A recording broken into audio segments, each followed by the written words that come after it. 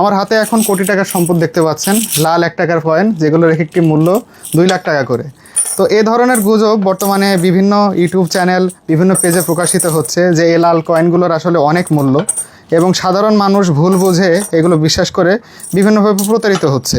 তো আমি সকলকে অনুরোধ জানাবো যে এই ধরনের প্রতারণা চক্র থেকে নিজেদেরকে সাবধানে রাখবেন এবং সচেতন থাকবেন।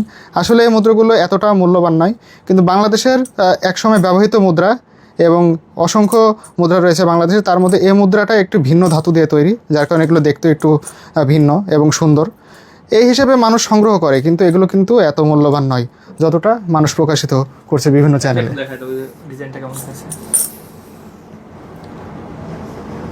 বলে দাও কি আছে। মুদ্রাটির একপাশে বর্তমান যে বাংলাদেশের 1 টাকার কয়েন আছে, সেই কয়েনের মতোই শাপলার যে ছবি দেওয়া সেটি, এবং ভাসমান পদ্ম বলা যায়, এবং এর উপরে 4টি তারকা চিহ্ন এবং পাটের 3 পত্র দেওয়া, এবং অপোজিট সাইডে সুখী পরিবারের একটি ছবি দেওয়া, যেখানে মাতা পিতা এবং সন্তানদেরকে দেখা যাচ্ছে।